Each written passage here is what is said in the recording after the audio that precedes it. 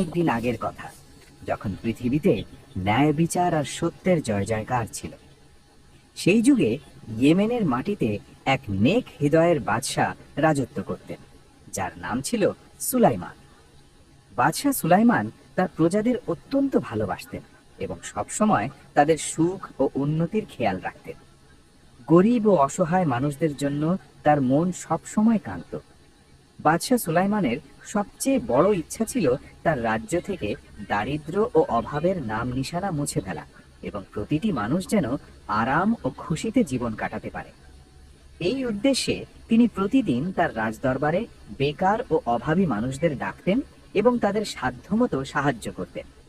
কেউ কাজ চাইলে তাকে চাকরি দিতেন, কেউ ব্যবসা শুরু করতে চাইলে তাকে টাকা দিতেন, আর কেউ কোনো বিপদে পড়লে তার সমস্যা দূর করতেন।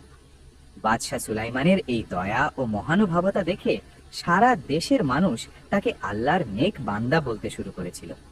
বাজারে, অলিতে গলিতে সব জায়গায় তার প্রশংসার চর্চা হতো। বৃদ্ধরা তার জন্য দোয়া করত, যুবকরা তার জন্য প্রাণ দিতে প্রস্তুত থাকত এবং শিশুরা তার নাম শুনে খুশি হয়ে যেত। একদিনের কথা, ফাজরের নামাজের পর বাদশাহ সুলাইমান তার রাজদরবারে এসে বসলেন। প্রতিদিনের মতো আজও বেকার ও অভাবী মানুষের দীর্ঘ সারি দরবারের বাইরে লেগেছিল। বাদশাহ তার প্রধান উজির ইব্রাহিমকে আদেশ দিলেন যেন সবাইকে এক এক করে ভেতরে ডাকা হয়। মানুষ আসতে লাগলো, আর বাদশাহ তাদের প্রত্যেকের ন্যায্য ফরিয়াদ শুনে সাহায্য করতে লাগলেন। কেউ 10টি স্বর্ণমুদ্রা পেল, কেউ 50টি, আবার কেউ 100টি। কেউ দোকান খোলার জন্য টাকা পেল, আবার কেউ রাজপ্রাসাদেই চাকরি পেয়ে গেল। লাইনের একদম শেষে এক ফকিরও দাঁড়িয়েছিল। তার নাম ছিল হামিদ। তার পরনে ছিল পুরনো ও ছেঁড়া কাপড়, তার লম্বা দাড়ি ছিল অগোছালো এবং মাথায় একটি ময়লা কাপড় বাঁধা ছিল। যখন সবার পালা শেষ হলো, উজির ইব্রাহিম তাকে ভেতরে ডাকলেন। ফকির হামিদ দরবারে প্রবেশ করল এবং বাদশার সামনে মাথা নত করে সালাম দিল। বাদশাহ সুলাইমান দয়ার দৃষ্টিতে তার দিকে তাকালেন এবং জিজ্ঞেস করলেন, হে ফকির, তুমি কি চাও? তোমার কি চাকরি চাই, নাকি ব্যবসা শুরু করার জন্য টাকা চাই? ফকির হামিদ হাত জোড় করে উত্তর দিল, হে বাদশাহ, আল্লাহ আপনাকে দীর্ঘজীবী করুন এবং আপনার শাসনকে শক্তিশালী করুন। আমি সারা জীবন ভিক্ষা করে কাটিয়েছি। এখন এই বৃদ্ধ বয়সে আমার দ্বারা চাকরি করাও সম্ভব নয়, আর ব্যবসা করার শক্তিও নেই। তাই আমার না টাকা চাই, না চাকরি। বাদশাহ সুলাইমান একটু অবাক হলেন এবং জিজ্ঞেস করলেন, তাহলে তুমি এখানে কেন এসেছো যদি তোমার কিছুই না লাগে? তবে দরবারে উপস্থিত হওয়ার উদ্দেশ্য কি? স্পষ্টভাবে বলো। ফকির হামিদ একটি দীর্ঘশ্বাস ফেলল এবং বলতে লাগলো, হে দয়ালু ও গরিব দরদি বাদশাহ, আমি আপনার সততা ও ন্যায় বিচারের অনেক গল্প শুনেছি। লোকে বলে আপনি আল্লাহর এক সত্য বান্দা এবং প্রত্যেকের সাহায্য করেন। আমার মাত্র একটাই ইচ্ছা, যদি আপনি আমাকে মাত্র 3 দিনের জন্য বাদশাহী দান করেন, তবে আমার জীবনের সবচেয়ে বড় ইচ্ছা পূরণ হবে এবং আমার আর কোনো চাওয়া থাকবে না। এই কথা শুনে পুরো দরবারে নিস্তব্ধতা নেমে এলো। প্রধান উজির ইব্রাহিম এবং অন্য সব উজিররা অবাক হয়ে একে অপরের মুখের দিকে তাকাতে লাগলেন। দরবারীরা নিজেদের মধ্যে ফিসফিস করতে শুরু করলো। কেউ বলছিল এই ফকির পাগল, কেউ বলছিল একে দরবার থেকে বের করে দেওয়া উচিত। কিন্তু বাদশাহ সুলাইমানের হাসি দেখে সবাই চুপ হয়ে গেল। তিনি ফকির হামিদকে জিজ্ঞেস করলেন, তুমি কি মনে করো বাদশাহী করা এত সহজ? তুমি কি জানো একজন বাদশার কি কি দায়িত্ব থাকে? ফকির হামিদ বলল, জাহাপনা, আমি তো শুধু 3 দিন বাদশাহের সিংহাসনে বসতে চাই, এতেই আমার সারা জীবনের স্বপ্ন পূরণ হয়ে যাবে। বাদশাহ সুলাইমান কিছুক্ষণ ভাবলেন, তারপর মুচকি হেসে বললেন, যদি তুমি নিজেকে এর যোগ্য মনে করো এবং এটিই তোমার মনের সত্যিকার ইচ্ছা হয়, তবে আমার সিংহাসনে বসো। 3 দিনের জন্য তুমি ইয়েমেনের বাদশাহ। ফকির হামিদের চোখ খুশিতে চকচক করে উঠল। সে বাদশার পায়ে লুটিয়ে পড়ে বলল, আল্লাহ তোমার ভালো করুন। তুমি আমার কথা শুনেছ, আল্লাহ তোমার কথাও শুনবেন। আমি আজীবন তোমার জন্য দোয়া করব। বাদশাহ সুলাইমান তার প্রধান উজির ইব্রাহিমের দিকে তাকালেন এবং বললেন, 3 দিন পর্যন্ত এই ফকির হামিদ আমাদের জায়গায় ইয়েমেনের শাসনভার সামলাবে। তুমি এবং বাকি সব উজিররা এর সেবায় নিয়োজিত থাকবে। এর প্রতিটি আদেশ মনে প্রাণে পালন করবে। এর সাথে ঠিক তেমনই আচরণ করবে যেমনটা আমার সাথে করো। প্রধান উজির ইব্রাহিম একটু চিন্তিত হলেন, কিন্তু তিনি সম্মানের সাথে উত্তর দিলেন, যেমন আদেশ জাহাপনা। আমি এবং অন্য সব উজিররা ওনার প্রতিটি আদেশ পালন করব, আপনি একদম চিন্তা করবেন না। তারপর বাদশাহ সুলাইমান উঠলেন এবং ফকির হামিদের হাত ধরে তাকে নিজের জায়গায় রাজসিংহাসনে বসিয়ে দিলেন। তিনি নিজের মাথা থেকে দামি মুকুট খুললেন এবং ফকিরের মাথায় পরিয়ে দিলেন। সোনার রাজদণ্ড তার হাতে দিলেন। তারপর নিজে তাকে সালাম জানালেন এবং পুরো দরবারকে আদেশ দিলেন যেন সবাই ফকির হামিদকে সালাম জানায়। সকল দরবারি ও উজিররা মাথা নত করে নতুন বাদশাকে সালাম জানালো, যদিও তাদের মনে হাজারো প্রশ্ন উকি দিচ্ছিল। বাদশাহ সুলাইমান শেষবারের মতো ফকিরের দিকে তাকালেন, হাসলেন এবং তারপর রাজকীয় পোশাকেই দরবার থেকে বেরিয়ে গেলেন। যেই মাত্র বাদশাহ সুলাইমান দরবার থেকে বেরোলেন, ফকির হামিদ সিংহাসনে আরাম করে হেলান দিল। সে তার লম্বা দাড়িতে হাত বোলালো এবং গোফে তা দিল। তারপর সে প্রধান উজির ইব্রাহিমের দিকে কড়া নজরে তাকালো এবং দম্ভের সাথে বলল, হে উজির, আমাদের জন্য এক্ষুনি বাদশাদের মতো নতুন ও জমকালো পোশাক সেলাই করে আনো। এই ছেঁড়া পুরনো ন্যাকড়া আমরা আর পরতে পারবো না। উজির ইব্রাহিম ধৈর্যের সাথে উত্তর দিলেন, যথাজ্ঞা বাদশাহ, আমি এক্ষুনি রাজকীয় দর্জিকে খবর পাঠাচ্ছি। সে দুপুরের মধ্যেই আপনার মাপ নিয়ে নেবে।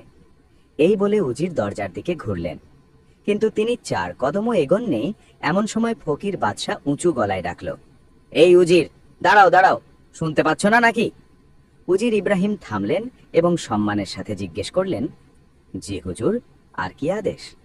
ফকির হামিদ নিজের পেটে হাত বুলিয়ে বলল, আমরা খুব ক্ষুধার্ত, আগে খাবার তৈরি করতে বলো। কাপড় তো পরেও বানানো যাবে, কিন্তু ক্ষুধা সহ্য হচ্ছে না। উজির ইব্রাহিম বুঝিয়ে বললেন, বাদশাহ, খাবার তো আগে থেকেই তৈরি আছে, কিন্তু নিয়ম অনুযায়ী দরবার শেষ হওয়ার আগে খাবার দস্তরখানে সাজানো হয় না। যদি আপনি চান তবে দরবার মুলতবি ঘোষণা করতে পারেন। ফকির বাদশাহ মেজাজ দেখিয়ে বলল, তো দরবার শেষ করার জন্য কি হাতি খোঁজার দরকার আছে? কোনো বিশেষ অনুষ্ঠান করতে হবে? শুধু এইটুকুই তো বলতে হবে যে এখন সবাই যার যার বাড়ি গিয়ে আরাম করো, দরবার শেষ। এই কথা শুনে দরবারীরা অবাক হয়ে গেল। কেউ কখনো এভাবে দরবার শেষ হতে দেখেনি।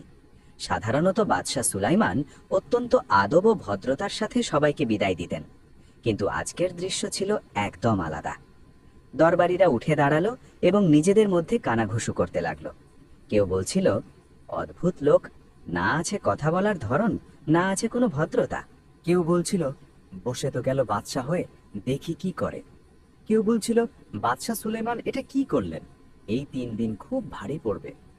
যাই হোক, সব দরবারীরা চলে গেল এবং উজির ইব্রাহিম ফকির বাদশাকে খাবার খাওয়ার রাজকীয় কক্ষে নিয়ে গেলেন।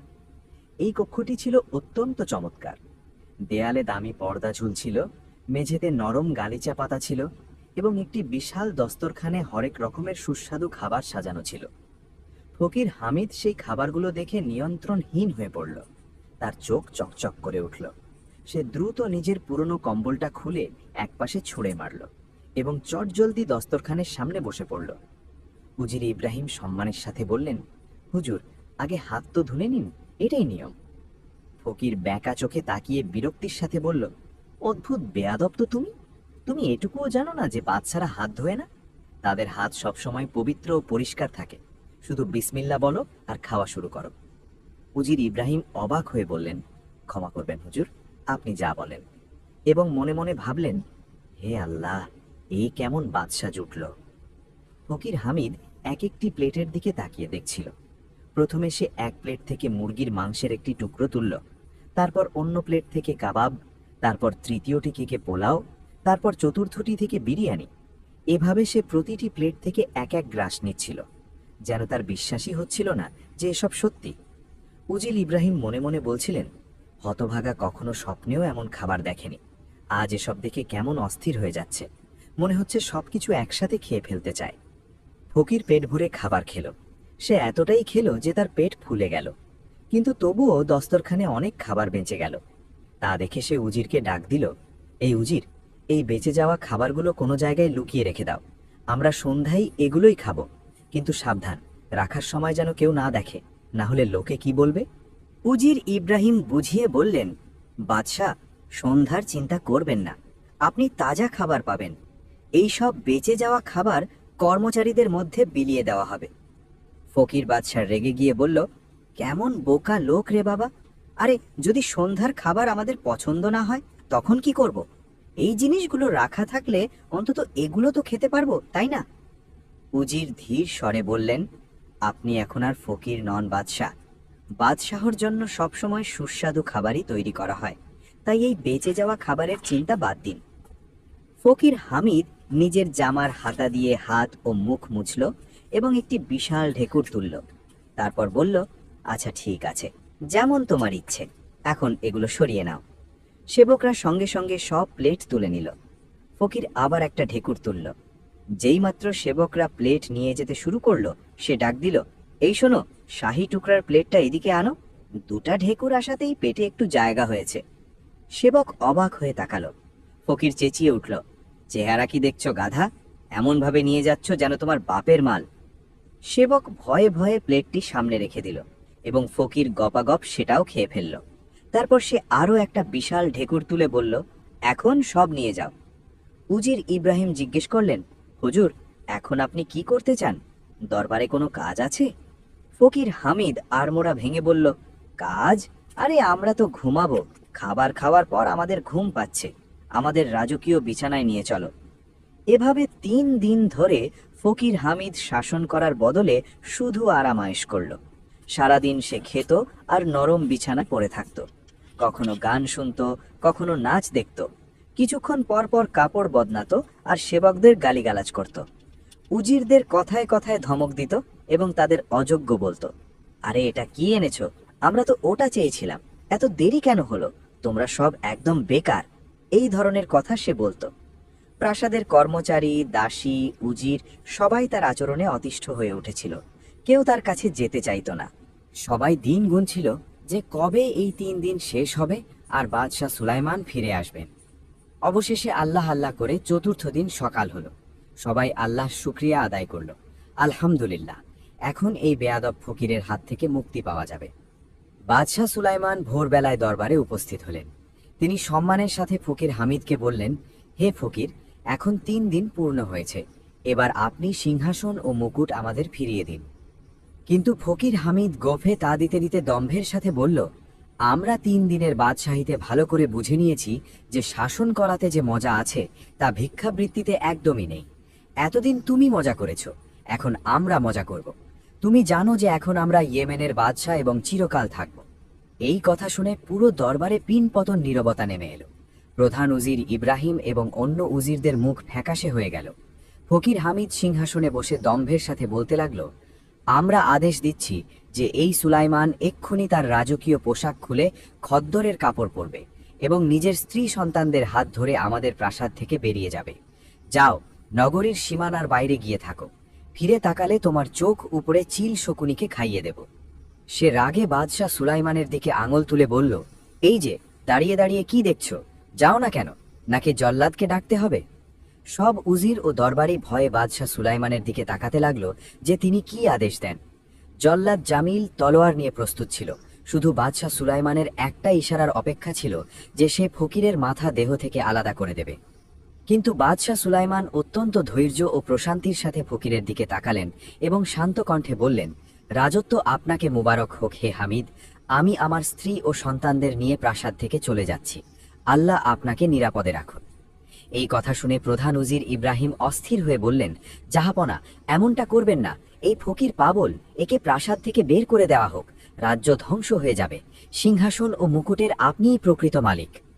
অন্য উজিররাও হাত জোড় করে অনুরোধ করলেন, আলমপনা, আমরা এই ফকিরের নয়, শুধু আপনার আনুগত্য করি। আদেশ দিন, আমরা একে এক্ষুনি বের করে দেব। কিন্তু বাদশাহ সুলাইমান মুচকি হেসে বললেন, না উজিররা, আল্লাহর এটাই ইচ্ছা। আমরা কথা দিয়েছিলাম 3 দিনের জন্য, কিন্তু এখন যদি আল্লাহর ইচ্ছা হয় যে শাসনভার এর হাতেই থাকুক, তবে আমরা রাজি। এখন আমার আর রাজত্ব চাই না। তোমরা সবাই সততা ও ইমানদারির সাথে নিজেদের দায়িত্ব পালন করতে থাকো। আল্লাহ সব মুশকিল আসান করে দেবেন। এই বলে বাদশাহ সুলাইমান শেষবারের মতো তার প্রাসাদের দিকে তাকালেন এবং বাইরে চলে গেলেন। তার চোখে পানি ছিল না, বরং ছিল এক অদ্ভুত প্রশান্তি। তিনি রাজপ্রাসাদের অন্দরমহলে গেলেন, যেখানে তার স্ত্রী জাহরিন এবং 2 ছেলে থাকত। জাহরিন ছিলেন অত্যন্ত সুন্দরী, বুদ্ধিমতী এবং নেককার নারী। তাদের দুই ছেলে ছিল। বড় ছেলের নাম করিম, যার বয়স 9 বছর, এবং ছোট ছেলের নাম রহিম, যার বয়স 7 বছর। বাদশাহ সুলাইমান জাহরিন এবং দুই ছেলেকে কাছে ডাকলেন এবং বললেন, আমার প্রিয় পরিবার, এখন আমাদের এই প্রাসাদ ছাড়তে হবে। তোমাদের এই রাজকীয় পোশাক খুলে ফেলো এবং সাধারণ খদ্দরের কাপড় পরে নাও। আমি আর বাদশাহ নই, আমাদের অন্য কোথাও গিয়ে থাকতে হবে। দুই শিশু তাদের বাবার কথা শুনে চুপ হয়ে গেল। তারা বুঝতে পারছিল না কি হয়েছে। জাহরিন অবাক হলেন ঠিকই, কিন্তু তিনি মুখ দিয়ে একটি শব্দ উচ্চারণ করলেন না। স্বামীর ওপর তার পূর্ণ বিশ্বাস ছিল। তিনি শুধু জিজ্ঞেস করলেন, এটাই কি আল্লাহর ইচ্ছা? বাদশাহ সুলাইমান উত্তর দিলেন, হ্যাঁ, এটাই আল্লাহর ইচ্ছা। জাহরিন বললেন, তাহলে আমরা রাজি। আল্লাহ যা করেন মঙ্গলের জন্যই করেন। তারপর সবাই নিজেদের রাজকীয় পোশাক খুলে সাধারণ খদ্দরের কাপড় পরে নিলেন। বাদশাহ সুলাইমান তার দুই ছেলে করিম ও রহিমের হাত ধরলেন। জাহরিন তাদের সাথে চলতে লাগলেন এবং তারা 4 জন প্রাসাদ থেকে বেরিয়ে গেলেন। যখন তারা প্রাসাদের প্রধান ফটক দিয়ে বের হলেন, তখন বাইরে শত শত মানুষ জমা হয়েছিল। এই খবর পুরো শহরে ছড়িয়ে পড়েছিল যে বাদশাহ সুলাইমান প্রাসাদ ছেড়ে চলে যাচ্ছেন। মানুষ কাঁদছিল এবং বলছিল, আল্লাহ আমাদের নেক বাদশাকে রক্ষা করুন। বাদশাহ সুলাইমান, আমরা আপনার সাথে আছি, আপনি ফিরে আসুন, আমরা ওই ফকিরকে মানব না। কিন্তু বাদশাহ সুলাইমান সবাইকে ইশারায় চুপ করালেন এবং বললেন, আমার প্রিয় ভাই ও বোনেরা, এটাই আল্লাহর ইচ্ছা, আমাকে ফিরিয়ে আনার চেষ্টা করো না। তোমরা সবাই নিজ নিজ ঘরে নিরাপদে থাকো এবং আল্লাহর কাছে দোয়া করো। আল্লাহ হাফেজ। এই বলে তিনি তার পরিবারের সাথে শহর ছেড়ে জঙ্গলের দিকে রওনা হলেন। রাস্তা ছিল দীর্ঘ ও কঠিন। দুপুরের তপ্ত রোদে হাঁটতে হাঁটতে বাচ্চারা ক্লান্ত হয়ে পড়লে বাদশাহ সুলাইমান তাদের পালাক্রমে কাঁধে বসিয়ে নিতেন। জাহরিন ক্লান্ত হলে কোনো গাছের ছায়ায় কিছুক্ষণ বিশ্রাম নিতেন। রাত হতে লাগলো, তাই তারা একটি বড় গাছের নিচে তাঁবু ফেললেন। বাদশাহ সুলাইমান শুকনো কাঠ জোগাড় করে আগুন জ্বালালেন। গাছের ঝোপঝাড় থেকে কিছু বুনো কুল পেড়ে আনলেন। বাচ্চারা ক্ষুধা মেটাতে সেই কুল খেল এবং পানি পান করল। সারা রাত জাহলিন এবং বাচ্চারা ঘুমালো, কিন্তু বাদশাহ সুলাইমান জেগে রইলেন। তিনি পরিবারের পাহারায় রইলেন এবং আল্লাহর কাছে দোয়া করতে লাগলেন। সকাল হলে তারা আবার চলতে শুরু করলেন। এভাবে হাঁটতে হাঁটতে 1 সপ্তাহ কেটে গেল। অবশেষে তারা একটি ছোট শহরের বাইরে পৌঁছালেন। শহরটির নাম ছিল বসরা। জাহরিন বললেন, এখন আমাদের এই শহরেই থেকে যাওয়া উচিত। বাচ্চারা খুব ক্লান্ত হয়ে পড়েছে এবং আমাদের কাছে আর কিছুই নেই। কোনো সরাইখানায় একটি ছোট ঘর ভাড়া নিন, যাতে অন্তত মাথা গোজার ঠাঁই হয়। তারপর আপনি খাটাখাটনি করে কিছু পয়সা রোজগার করবেন। বাদশাহ সুলাইমানের এই প্রস্তাব পছন্দ হলো। তারা শহরে প্রবেশ করলেন এবং সরাইখানা খুঁজতে লাগলেন। শহরের মাঝখানে একটি বড় সরাইখানা পাওয়া গেল, যার মালিক ছিলেন হাসান নামের এক বৃদ্ধ। বাদশাহ সুলাইমান তাকে বললেন, হে হাসান মিয়া, আমাদের ভাড়ায় একটি ছোট ঘর চাই। আমরা জীবন ধারণের জন্য পরিশ্রম করব এবং আপনাকে ভাড়া দিতে থাকব। হাসান তাদের ভদ্র চেহারা দেখে বললেন, আপনাদের দেখে ভালো মানুষ মনে হচ্ছে। এই নিন, ওপরতলার একটি ছোট ঘর আছে, আপনারা সেখানে থাকতে পারেন। মাসের ভাড়া 10 দিরহাম। বাদশাহ সুলাইমান ধন্যবাদ জানালেন এবং পরিবারের সাথে সেই ঘরে চলে গেলেন। ঘরটি ছিল খুবই ছোট, মাত্র একটি কক্ষ এবং একটি জানালা, কিন্তু অন্তত তারা নিরাপদ ছিলেন।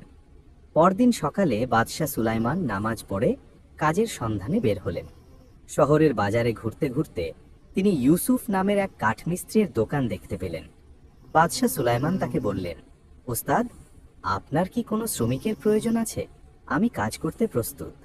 ইউসুফ তাকে আপাদমস্তক দেখে বলল, তোমাকে তো ভদ্রলোক মনে হচ্ছে, মজুরের কাজ করবে? বাদশাহ সুলাইমান বললেন, হালাল রুজি কামানো কোনো লজ্জার বিষয় নয়, আমাকে কাজ দিন। ইউসুফ তার কথা পছন্দ করল। সে বলল, ঠিক আছে, তুমি আমার সাথে কাজ করতে পারো। সারাদিনের মজুরি 1 দিরহাম পাবে।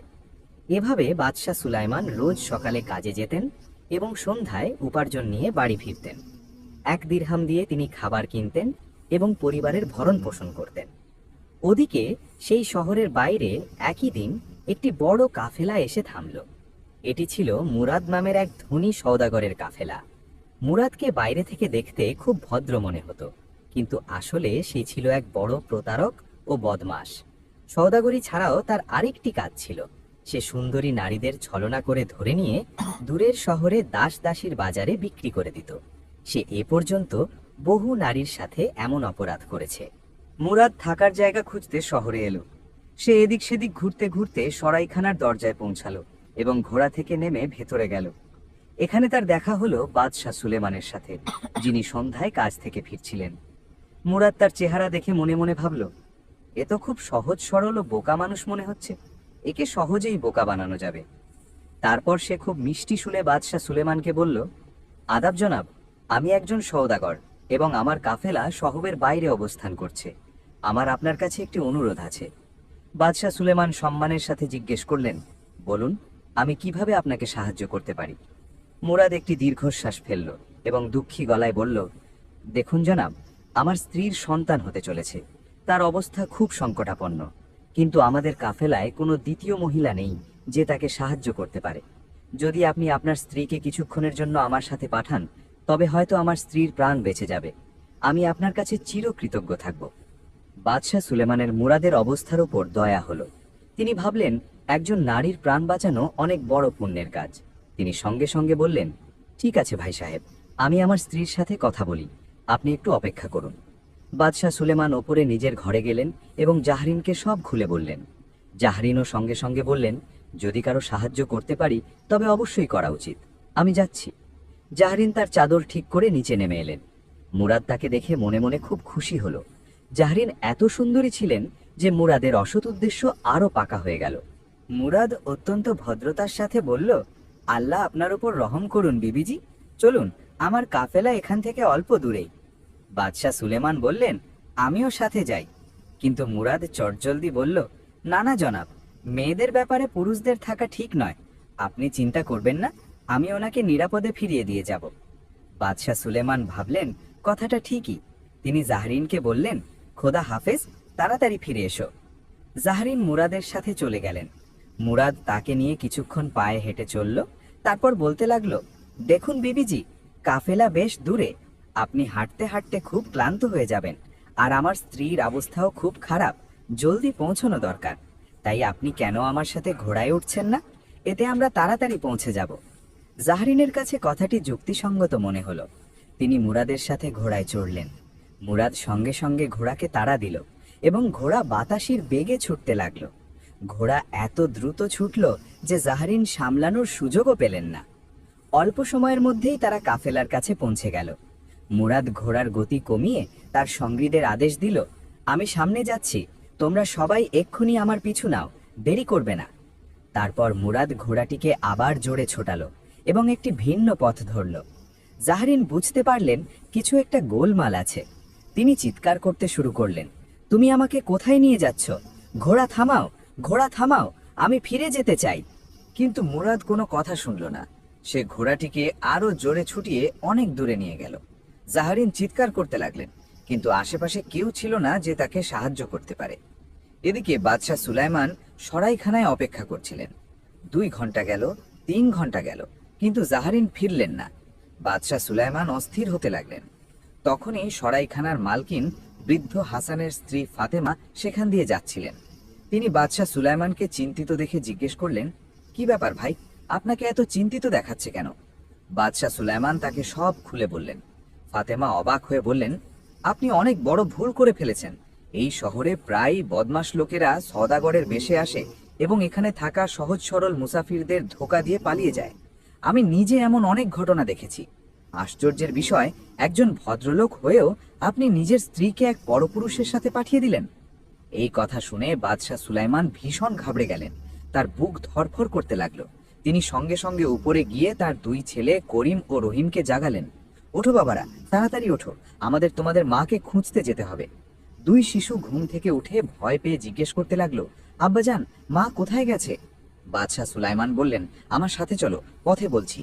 তিনি 2 সন্তানকে নিয়ে সঙ্গে সঙ্গে সেই পথের দিকে রওনা হলেন যে পথে মুরাদ গিয়েছিল। রাতের অন্ধকার নেমে আসছিল, কিন্তু বাদশাহ সুলাইমান থামতে রাজি ছিলেন না। হাঁটতে হাঁটতে তারা সেই জায়গায় পৌঁছলেন যেখানে কাফেলা ছিল, কিন্তু এখন সেখানে কেউ নেই। শুধু মাটিতে ঘোড়া ও উটের পায়ের ছাপ। বাদশাহ সুলাইমান একজন পথচারীকে থামিয়ে জিজ্ঞেস করলেন, ভাই সাহেব, আপনি কি এখানে কোনো কাফেলা দেখেছেন? পথচারী উত্তর দিল, হ্যাঁ জনাব, একটি বড় কাফেলা এখান দিয়ে গিয়েছিল। তারা খুব দ্রুত চলে গেছে এবং এখন তো অনেক দূরে চলে যাওয়ার কথা। বাদশাহ সুলাইমানের পায়ের নিচ থেকে মাটি সরে গেল, তার চোখে পানি চলে এলো, কিন্তু তিনি নিজেকে সামলালেন। তিনি দুই সন্তানের হাত শক্ত করে ধরলেন এবং দ্রুত পায়ে নিশানার ওপর চলতে লাগলেন। সারা রাত তারা হাঁটতে থাকলেন। করিম আর রহিম ক্লান্ত হয়ে পড়ছিল, কিন্তু তারা কিছু বলল না। তাদেরও মায়ের জন্য চিন্তা হচ্ছিল। সকাল হতে লাগলো, তখন তারা একটি নদীর তীরে পৌঁছালেন। নদীটি বেশ চওড়া ছিল এবং স্রোতও ছিল প্রবল। বাদশাহ সুলাইমান দেখলেন ওপারে যাওয়ার জন্য কোনো নৌকা নেই। তিনি ভাবলেন নদী পার হওয়া জরুরি, কারণ কাফেলার চিহ্ন ওই দিকেই যাচ্ছে। তিনি সিদ্ধান্ত নিলেন প্রথমে ছোট ছেলে রহিমকে ওপারে দিয়ে আসবেন, তারপর ফিরে এসে বড় ছেলে করিমকে নিয়ে যাবেন। বাদশাহ সুলাইমান করিমকে তিলে বসিয়ে বোঝালেন, বাবা, তুমি এখানেই থাকো, আমি আগে রহিমকে ওপারে রেখে আসি, তারপর তোমাকেও নিয়ে যাব। ভয় পেও না এবং এখানেই বসে থেকো। করিম মাথা নাড়ল। সে 9 বছরের বুঝদার ছেলে ছিল। বাদশাহ সুলাইমান রহিমকে কাঁধে বসালেন এবং নদীতে নামতে লাগলেন। পানি ছিল ঠান্ডা এবং স্রোত ছিল প্রবল। বাদশাহ সুলাইমান খুব সাবধানে পা ফেলছিলেন। যখন তিনি মাঝ নদীতে পৌঁছালেন, হঠাৎ পেছন থেকে করিমের জোরে চিৎকার শোনা গেল, আব্বাজান, আব্বাজান, বাঁচাও! বাদশাহ সুলাইমান আতঙ্কিত হয়ে পেছনে ফিরলেন। তিনি দেখলেন একটি বিশাল নেকড়ে করিমকে মুখে কামড়ে ধরে নিয়ে যাচ্ছে। হে আল্লাহ, করিম! বাদশাহ সুলাইমান চিৎকার করলেন। রহিম ও তার বড় ভাইকে দেখে ভয়ে চিৎকার করতে লাগলো এবং বাবার গলা শক্ত করে আঁকড়ে ধরল। বাদশাহ সুলাইমান ভীষণ ঘাবড়ে গেলেন। তার সারা শরীর কাঁপতে লাগলো। তিনি বড় ছেলেকে বাঁচানোর জন্য ফিরে যেতে চাইছিলেন, কিন্তু মাঝ নদীতে দাঁড়িয়েছিলেন এবং কাঁধে ছিল ছোট ছেলে। সেই হুড়োহুড়িতে রহিমের হাত তার গলা থেকে ফসকে গেল এবং সে নদীতে পড়ে গেল। রহিম! বাদশাহ সুলাইমান চিৎকার করলেন এবং সঙ্গে সঙ্গে পানিতে ডুব দিলেন। তিনি অনেক চেষ্টা করলেন, অনেক হাত পা ছুঁড়লেন, সব দিকে দেখলেন, কিন্তু রহিমের কোনো খোঁজ মিলল না। প্রবল স্রোত তাকে ভাসিয়ে নিয়ে গেছে। বাদশাহ সুলাইমান অবশেষে হাল ছেড়ে তীরে উঠে এলেন। তিনি সেখানেই বসে জোরে জোরে কাঁদতে লাগলেন। তার চোখের সামনে তার 2 সন্তান ছিনিয়ে নেওয়া হলো। হে আল্লাহ, আমাকে কোন পাপের শাস্তি দেওয়া হচ্ছে? তিনি কাঁদতে কাঁদতে বলতে লাগলেন, আমি তো সব সময় তোমার বান্দাদের সেবা করেছি, কখনো কারো অমঙ্গল চাইনি, কখনো কাউকে কষ্ট দেইনি, তবে আমার ওপর এই বিপদ কেন? তিনি ঘন্টার পর ঘন্টা সেখানে বসে কাঁদতে থাকলেন। তার চোখ ফুলে গেল, গলা বসে গেল। অবশেষে সূর্য উপরে উঠে এলো। বাদশাহ সুলাইমান তার চোখের পানি মুছলেন এবং ওঠার চেষ্টা করলেন। তার সামনে এখন এগিয়ে যাওয়া ছাড়া আর কোনো পথ ছিল না। তিনি টলমল পায়ে হাঁটতে লাগলেন। সন্তান হারানোর শোক তার সমস্ত শক্তি কেড়ে নিয়েছিল, কিন্তু তিনি হাঁটতে থাকলেন। সারাদিন হাঁটার পর সন্ধ্যায় তিনি একটি জঙ্গলে পৌঁছালেন। সেখানে একটি পুরনো দরগা ছিল, যেখানে কিছু ফকির বাস করত। বাদশাহ সুলাইমান সেখানে পৌঁছালেন এবং ক্লান্ত হয়ে পড়ে গেলেন। ফকিরদের সর্দার শেখ আব্দুল্লাহ নামের এক বৃদ্ধ বুজুর্গ তাকে দেখলেন। তিনি বাদশাহ সুলাইমানকে পানি পান করালেন এবং তার অবস্থার কথা জিজ্ঞেস করলেন। বাদশাহ সুলাইমান তাকে পুরো ঘটনা শোনালেন। শেখ আব্দুল্লাহর খুব দয়া হলো। তিনি বললেন, বাবা, এসবই আল্লাহর পক্ষ থেকে তোমার পরীক্ষা। ধৈর্য ধরো, আল্লাহ যা করেন মঙ্গলের জন্যই করেন। তুমি এখানে কিছুদিন থাকো এবং নিজেকে সামলাও। কিন্তু বাদশাহ সুলাইমান বললেন, না শেখ সাহেব, আমাকে আমার স্ত্রীকে খুঁজতে হবে, আমি এখানে থাকতে পারবো না। পরদিন সকালে বাদশাহ সুলাইমান আবার পথে নামলেন। এখন তার কাছে আর কিছুই অবশিষ্ট ছিল না, না স্ত্রী, না সন্তান, না ঘর, না রাজ্য। শুধু আল্লাহর উপর ভরসা ছিল। তিনি দিনের পর দিন হাঁটতে থাকলেন। কখনো কোনো গ্রামে দিন মজুরি করে খাবার খেতেন, কখনো কারো দরজা থেকে ভিক্ষা চাইতেন। এভাবে মাস পেরিয়ে গেল। ওদিকে সেই নেকড়েটি করিমকে মুখে ধরে দ্রুত ছুটছিল। করিম ভয়ে চিৎকার করছিল। তখনই জামাল নামের এক শিকারী সেখান দিয়ে যাচ্ছিল। সে করিমের চিৎকার শুনল এবং দেখল একটি নেকড়ে একটি বাচ্চাকে নিয়ে যাচ্ছে। জামাল সঙ্গে সঙ্গে তার ঘোড়া নেকড়ের পেছনে ছোটালো।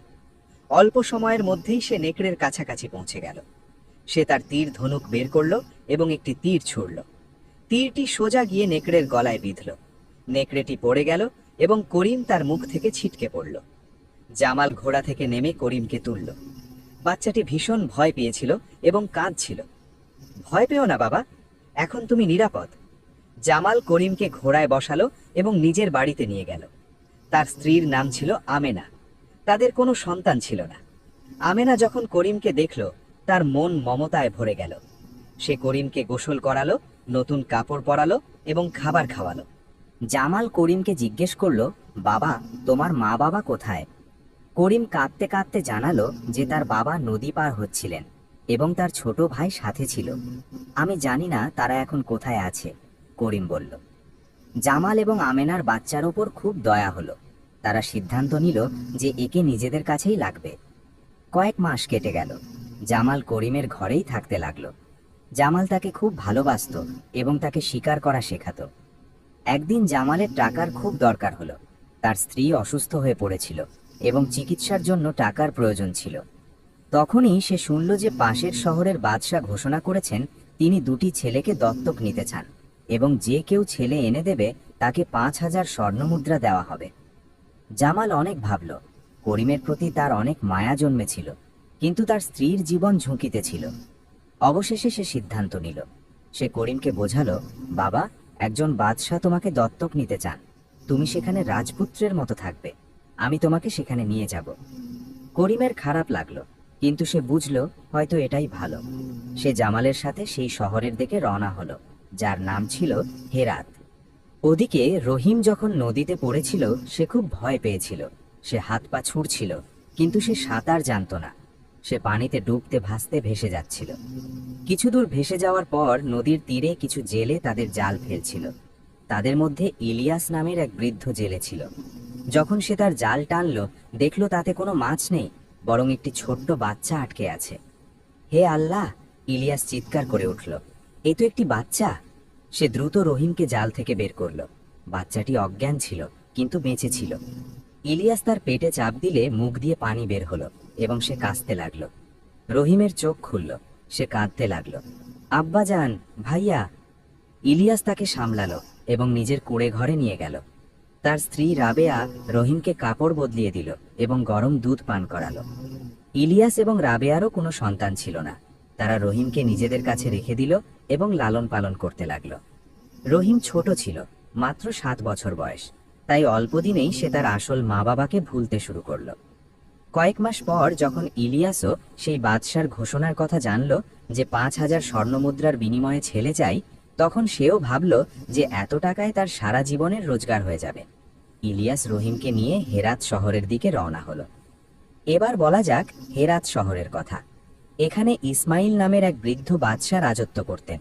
বাদশা ইসমাইলের কোনো সন্তান ছিল না এবং তিনি এখন বৃদ্ধ হয়ে গিয়েছিলেন।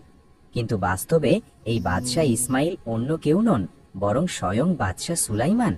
জি হ্যাঁ, সেই বাদশা সুলাইমান যিনি নিজের স্ত্রী ও সন্তানদের হারিয়ে পাগলপাড়া হয়ে ঘুরছিলেন। তার কাহিনীটি ছিল এমন, যখন বাদশা সুলাইমান তার 2 সন্তানকে হারিয়ে নিঃস্ব হয়ে গিয়েছিলেন, তখন তিনি হাঁটতে হাঁটতে হেরাত শহরে পৌঁছেছিলেন। এটি একটি বড় শহর ছিল। যেদিন তিনি সেখানে পৌঁছান, শহরের দরজায় হাজার হাজার মানুষ জড়ো হয়েছিল। বাদশা সুলাইমান এক ব্যক্তিকে জিজ্ঞেস করলেন, ভাই সাহেব, এখানে এত ভিড় কেন? সেই ব্যক্তি উত্তর দিল, পরশু আমাদের বাদশা ইন্তেকাল করেছেন। আমাদের দেশে এক অদ্ভুত প্রথা আছে, রাজত্ব কোনো বংশের উত্তরাধিকার হয় না।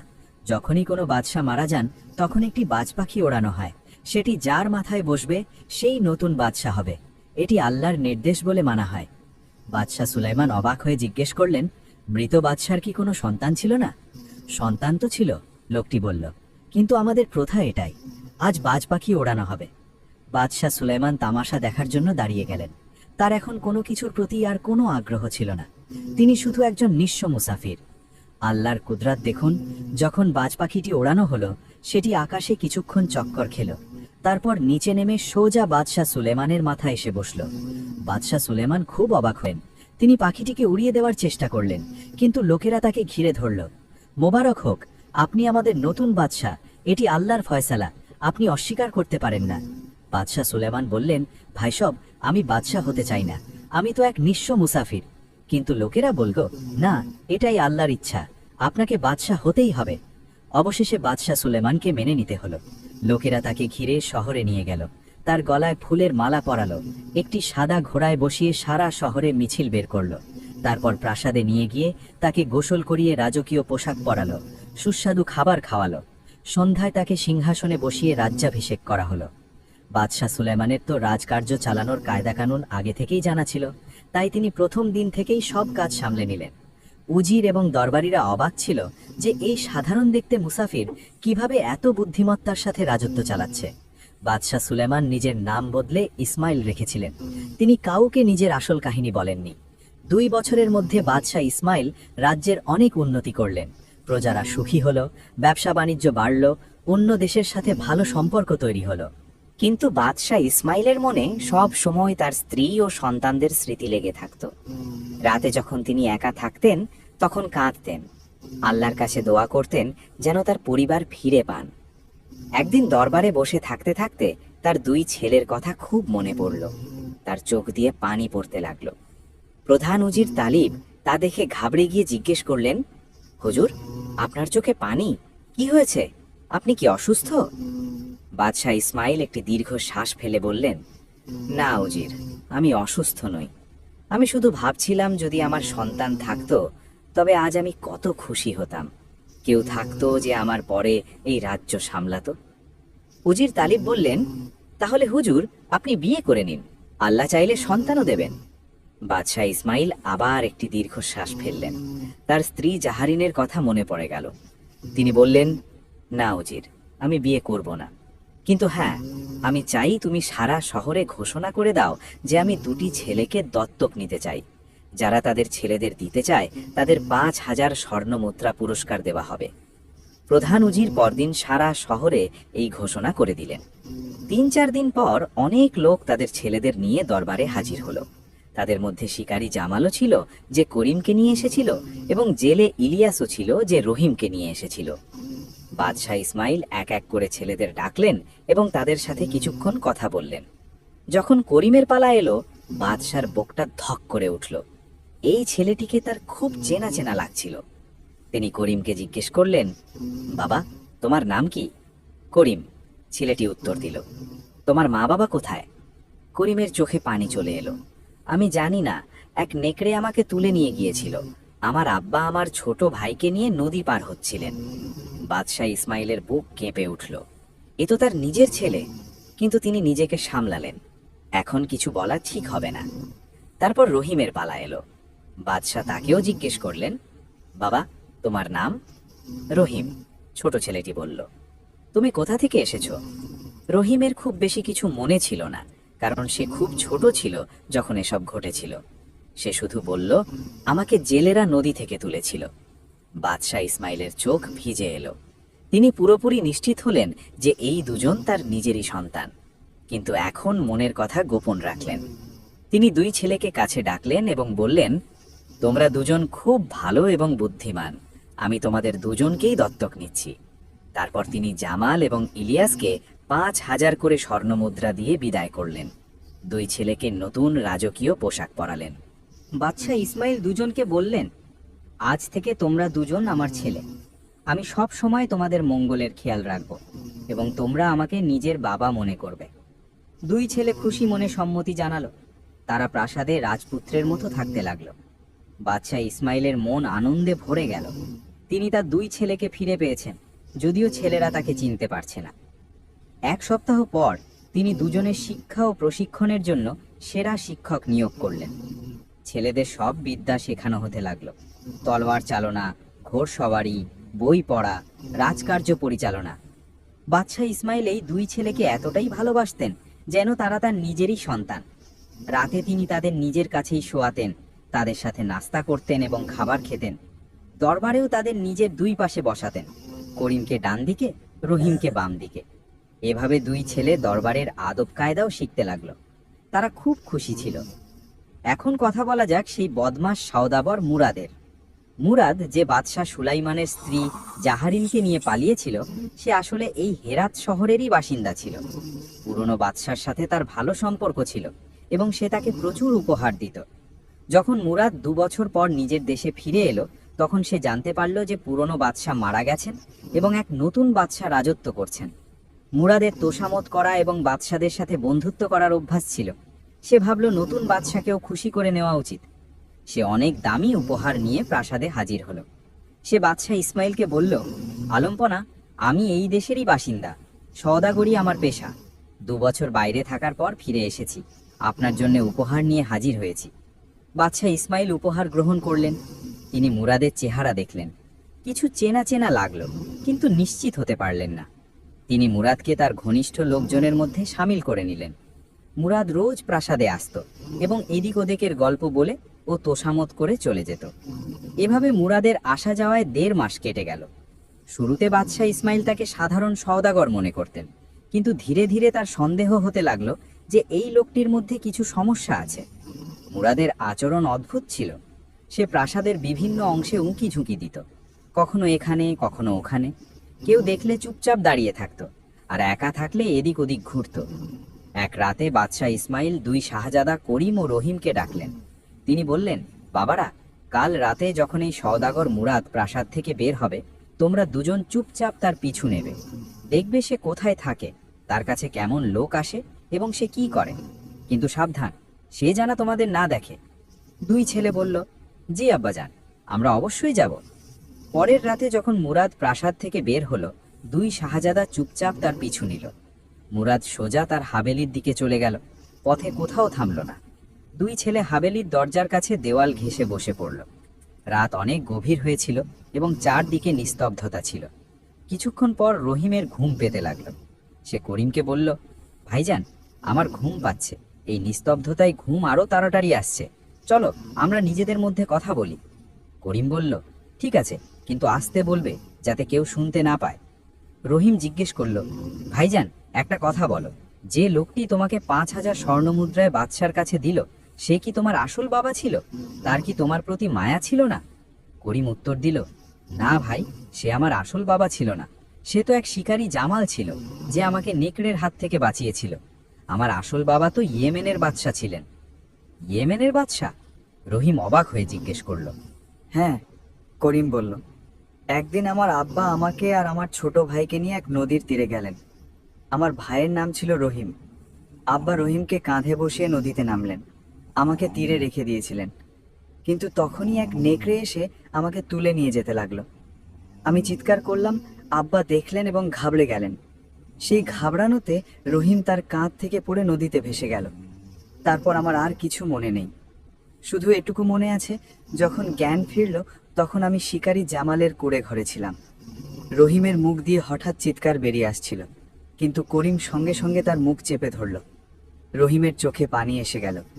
সে ধীর স্বরে বলল, ভাইজান, আমার নামও তো রহিম, আর আমাকেও জেলেরা নদী থেকে তুলেছিল। তুমি কি আমার বড় ভাই? করিমও কাঁদতে লাগলো। 2 ভাই একে অপরকে জড়িয়ে ধরল। হ্যাঁ, করিম বলল, তুমিই আমার ছোট ভাই। আল্লাহ আমাদের আবার মিলিয়ে দিলেন। তারা দুজন আনন্দ ও বেদনার কান্না কাঁদছিল। আনন্দ এই জন্য যে তারা একে অপরকে খুঁজে পেয়েছে, আর বেদনা এই জন্য যে তাদের মা বাবার কি হয়েছে। তখনই হাবেলির একটি জানালা থেকে এক মহিলার বেদনা ভরা কণ্ঠস্বর ভেসে এলো, আমার বাচ্চারা, তোমাদের দুঃখিনী মা এখানে বন্দি আছে, আমাকে বাঁচাও। 2 ছেলে চমকে একে অপরের মুখের দিকে তাকালো। করিম বলল, এ তো আমাদের মায়ের গলার আওয়াজ। রহিমও চিনতে পারল, হ্যাঁ ভাইজান, এটা আম্মাজানেরই গলা। তিনি এই হাবেলিতেই বন্দি আছেন। দুজন সঙ্গে সঙ্গে উঠল এবং দৌড়াতে দৌড়াতে প্রাসাদের দিকে ছুটল। সোজা বাদশাহ ইসমাইলের ঘরে পৌঁছে দরজায় ধাক্কা দিতে লাগলো। বাদশাহ ইসমাইল ঘুমাচ্ছিলেন। যখন তিনি দরজা খুললেন, 2 ছেলে তার পায়ে জড়িয়ে ধরে কাঁদতে লাগলো। কি হয়েছে বাবারা? বাদশাহ ঘাবড়ে গিয়ে বললেন, এত রাতে তোমরা এখানে কেন, আর কাঁদছো কেন? করিম কাঁদতে কাঁদতে বলল, আব্বাজান, আমরা জানতে পেরেছি যে আমরা আসল ভাই। রহিম বলল, আর আব্বাজান, আমাদের মা ওই সওদাগার মুরাদের হাবেলিতে বন্দি আছেন, আমরা তার গলার আওয়াজ শুনেছি। বাদশাহ ইসমাইলের বুক জোরে ধরফর করতে লাগলো। তার চোখে পানি এসে গেল। কি? তিনি জিজ্ঞাসা করলেন, তোমাদের মা সেখানে বন্দি? জি হ্যাঁ, দুজনই একসাথে বলল। তারপর তারা বাদশাকে পুরো ঘটনা শোনালো। কিভাবে তারা জানতে পারলো যে তারা ভাই এবং কিভাবে তারা তাদের মায়ের আওয়াজ শুনেছে। বাদশাহ ইসমাইল দুজনকে বুকে জড়িয়ে ধরলেন এবং বললেন, আমার প্রিয় বাচ্চারা, আমি তোমাদের আসল বাবা, আমি বাদশাহ সুলাইমান। তোমরা কি আমাকে চিনতে পারোনি? দুই ছেলে অবাক হয়ে গেল। তারপর তারা ভালো করে তাকালো। জি হ্যাঁ, এ তো তাদের আব্বাজানই ছিলেন, শুধু একটু বৃদ্ধ হয়ে গেছেন এবং দাড়ি লম্বা হয়েছে। আব্বাজান! দুজনেই চিৎকার করে বাবার সাথে লেপ্টে গেল। তিনজনেই খুব কাঁদলো, খুশির কান্না। কিছুক্ষণ পর বাদশাহ সুলাইমান নিজেকে সামলালেন। তিনি বললেন, বাচ্চারা, এখন আমাদের তোমাদের মাকে বাঁচাতে হবে, কিন্তু এখন কিচ্ছু বলা যাবে না। কাল আমরা ওই বদমাশকে শায়েস্তা করব। পরদিন সকালে যখন সওদাগর মুরাদ দরবারে এলো, বাদশাহ খুব মেহেরবানির সাথে তাকে বললেন, মুরাদ মিয়া, আজ আমাদের ইচ্ছা আমরা তোমার হাভেলি দেখতে যাব। তুমি এতবার আমাদের দাওয়াত দিয়েছো, কিন্তু আমরা কখনো যেতে পারিনি। আজ কি যাওয়া যাবে? মুরাদ একটু ঘাবড়ে গেল, কিন্তু না করতে পারল না। সে বলল, আলহামতনা, আমার হাভেলি আপনার পায়ের যোগ্য নয়, তবে আপনার ইচ্ছা হলে আমি খুব খুশি হব। কাল আসুন, আমি প্রস্তুতি নেব। বাদশাহ বললেন, না না, কাল কেন, আজই যাব, এক্ষুনি। মুরাদের মুখের রং উড়ে গেল, কিন্তু সে কিছু বলতে পারল না। বাদশাহ তার দুই ছেলে এবং কিছু উজির ও সিপাহীকে সাথে নিয়ে মুরাদের হাভেলিকে পৌঁছালেন। মুরাদ ঘাবড়ে গিয়ে তাদের খাতির যত্ন করল, নাচনেওয়ালিদের ডাকলো, পানীয় পরিবেশন করল। নাচ দেখার পর বাদশাহ বললেন, মুরাদ মিয়া, তোমার হাভেলি খুব সুন্দর, আমরা এটি ঘুরে দেখতে চাই, সব ঘর দেখাও। মুরাদের প্রাণ শুকিয়ে গেল, কিন্তু সে কি করতে পারে? সে তাদের এক একটি ঘর দেখাতে লাগলো। শুধু একটি ঘর বাকি রইল, যে ঘরে জাহরিনকে বন্দি করে রাখা হয়েছিল। মুরাদ দ্রুত তাদের বাগানের দিকে নিয়ে যেতে চাইল। বাদশাহ বললেন, দাঁড়াও, এই ঘরটি কেন বাদ দিলে? এতে কি আছে? মুরাদ ঘাবড়ে গিয়ে বলল, এই ঘরে বিশেষ কিছু নেই হুজুর, শুধু কিছু পুরনো জিনিসপত্র রাখা আছে। বাদশাহ কঠোরভাবে বললেন, আমাদের সব ঘর দেখতে হবে, দরজা খোলো। মুরাদের আর কোনো পথ ছিল না, সে কাঁপতে কাঁপতে দরজা খুলল। ঘরের মাঝখানে একটি সুন্দর মূর্তি দাঁড়িয়েছিল, যার ওপর পর্দা ঢাকা ছিল। বাদশাহ বললেন, এই পর্দা সরাও। মুরাদ ধীরে ধীরে পর্দা সরালো। বাদশাহ দেখলেন, এ তো হুবহু জাহরিনের মূর্তি, সবকিছু একদম নিখুঁত, তার চেহারা, উচ্চতা, সব। বাদশার বুক থক করে উঠল। তিনি বললেন, আমাদের এই মূর্তিটি খুব পছন্দ হয়েছে, এটি এক্ষুনি আমাদের প্রাসাদে পৌঁছে দাও। মুরাদ কাঁদতে লাগলো, হুজুর, এটি আমার খুব দামি জিনিস, দয়া করে এটি এখানেই থাকতে দিন। বাদশাহ কঠোরভাবে বললেন, কক্ষণই না, এই মূর্তি এক্ষুনি আমাদের সাথে যাবে। উজিররা, এটি খুব সাবধানে তুলে প্রাসাদে নিয়ে চলো। উজিররা কর্মচারীদের ডাকলো এবং মূর্তিটি তুলে নিল। মুরাদ হাত কোচলাতে লাগলো। প্রাসাদে পৌঁছে বাদশাহ মূর্তিটিকে একটি বড় ঘরে রাখলেন। তারপর তিনি উজিরদের আদেশ দিলেন, এক্ষুনি সিপাহী পাঠাও এবং ওই সওদাগর মুরাদকে গ্রেপ্তার করে আনো।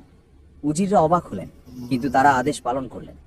কিছুক্ষণ পর সিপাহীরা মুরাদকে গ্রেপ্তার করে নিয়ে এলো। মুরাদ বাদশার পায়ে পড়ে গেল, হুজুর, আমার কি অপরাধ? বাদশাহ কঠোর স্বরে বললেন, যে নারীর এই মূর্তি, তাকে এক্ষুনি আমাদের সামনে হাজির করো। মুরাদ বলল, হুজুর, আমি জানি না এটি কার মূর্তি, আমাকে এক ভাস্কর এটি দিয়েছিল। বাদশার আগে বললেন, মিথ্যে বলছো। উজির, একে কারাগারে ফেলে দাও, কাল সকালে সূর্য ওঠার সাথে সাথে একে হত্যা করা হবে। মুরাদ কান্নাকাটি করতে লাগলো, কিন্তু সিপাহীরা তাকে টেনে নিয়ে গেল।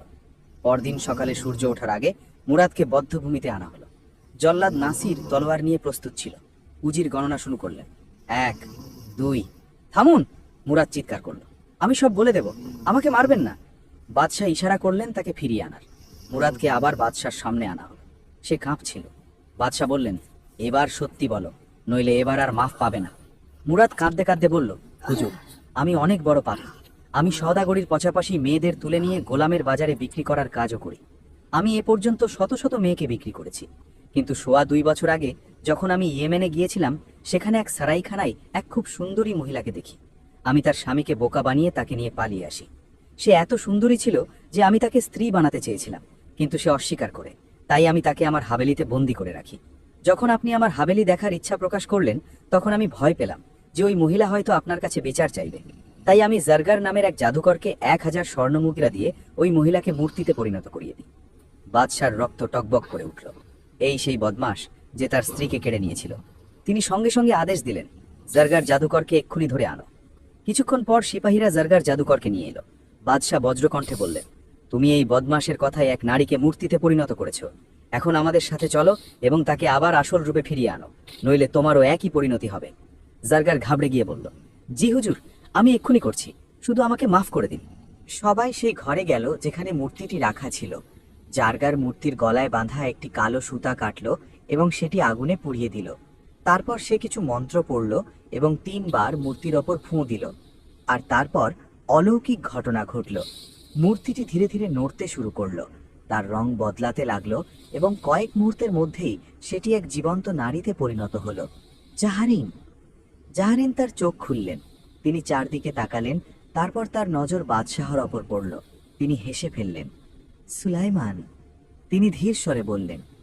বাদশাহ সুলাইমান এগিয়ে গেলেন, তার চোখে পানি ছিল। জাহারিন!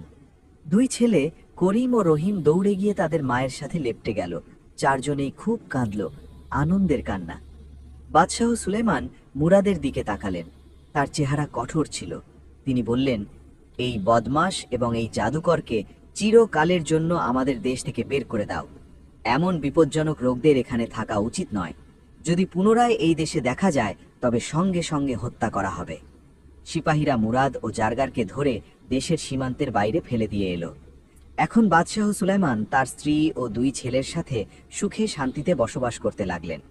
কয়েক মাস পর করিম ও রহিম তাদের বাবাকে বলল, আব্বাজান, আমরা কি ইয়েমেন ভ্রমণে যেতে পারি? আমরা আমাদের পুরনো দেশ দেখতে চাই। বাদশাহ সুলাইমান অনুমতি দিলেন। 2 শাহজাদা ইয়েমেনের উদ্দেশ্যে রওনা হলো।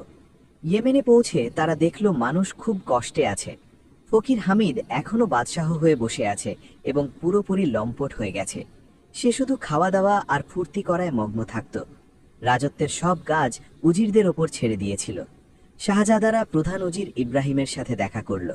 যখন ইব্রাহিম জানতে পারলেন যে এরা বাদশাহ সুলাইমানের ছেলে, তখন তিনি খুব খুশি হলেন। শাহজাদারা, ইব্রাহিম বললেন, আপনারা একদম সঠিক সময়ে এসেছেন।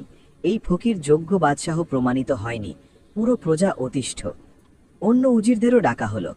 তারা একটি পরিকল্পনা করল। সেই রাতে উজিররা ফকির হামিদের খাবারে বিষ মিশিয়ে দিল। ফকির খাবার খেল এবং কয়েক ঘন্টার মধ্যেই তার মৃত্যু হলো। পরদিন সকালে সারা শহরে ঘোষণা করে দেওয়া হলো যে বাদশাহ হামিদ মারা গেছেন।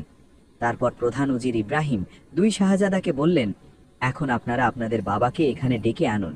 এই দেশ উনারই, উনিই আমাদের আসল বাদশাহ। 2 শাহজাদা দ্রুত হেরাতে ঘিরে গেল এবং তাদের বাবাকে সব ঘটনা শোনালো। বাদশাহ সুলেমান তার স্ত্রী ও ছেলেদের নিয়ে ইয়েমেনে এলেন। যখন মানুষ দেখল যে তাদের প্রিয় বাদশাহ ফিরে এসেছেন, তখন পুরো শহরে আনন্দের বন্যা বয়ে গেল। মানুষ রাস্তায় নেমে এলো। বাদশাহ সুলাইমান জিন্দাবাদ স্লোগান উঠতে লাগলো। ফুলের বৃষ্টি হতে লাগলো। বাদশাহ সুলাইমানকে আবার ইয়েমেনের সিংহাসনে বসানো হলো। সাথে তিনি হেরাতেরও বাদশাহ রইলেন। এভাবে তিনি 2 দেশের শাসনভার চালাতে লাগলেন। বাদশাহ সুলাইমান 2 দেশেরই অনেক উন্নতি করলেন। তার সময় মানুষ খুব সুখে শান্তিতে ছিল। ন্যায় বিচার প্রতিষ্ঠিত হলো, গরিবদের সাহায্য করা হলো এবং শান্তি বজায় রইল। করিম ও রহিম বড় হয়ে খুব ভালো শাহজাদা হলো। তারা তাদের বাবার কাছ থেকে রাজত্বের সব কৌশল শিখল। বাদশাহ সুলাইমান এবং জাহরিন একটি দীর্ঘ ও সুখী জীবন কাটালেন। তারা যে কষ্ট সহ্য করেছিলেন তা ছিল আল্লাহর পক্ষ থেকে একটি পরীক্ষা, এবং তারা সেই পরীক্ষায় ধৈর্যের সাথে উত্তীর্ণ হয়েছিলেন। আল্লাহ তাদের ধৈর্যের পুরস্কার দিলেন, তাদের পরিবার ফিরিয়ে দিলেন, তাদের রাজত্ব ফিরিয়ে দিলেন এবং 2 দেশের বাদশাহী দান করলেন। এই গল্প থেকে আমরা এই শিক্ষা পাই, ধৈর্যের ফল মিষ্টি হয়। বাদশাহ সুলাইমান প্রতিটি বিপদে ধৈর্য ধরেছেন এবং আল্লাহর উপর ভরসা রেখেছেন। ভালোর প্রতিদান ভালোই হয়। বাদশাহ সুলাইমান সবসময় মানুষের সাহায্য করতেন, তাই আল্লাহ তার সাহায্য করেছেন। মিথ্যা ও প্রতারণার পরিণাম খারাপ হয়। ফকির হামিদ ও মুরাদ দুজনেরই খারাপ পরিণতি হয়েছে। পরিবার সবচেয়ে মূল্যবান। বাদশাহ সুলাইমানের কাছে রাজত্বের চেয়ে পরিবারের চিন্তা বেশি ছিল। আল্লাহর ইচ্ছায় সন্তুষ্ট থাকা উচিত। যা হয় ভালোর জন্যই হয়। এই গল্পটি আপনাদের কেমন লাগলো? যদি ভালো লেগে থাকে তবে লাইক করুন, শেয়ার করুন এবং এমনই আরও গল্পের জন্য সাথে থাকুন। ধন্যবাদ।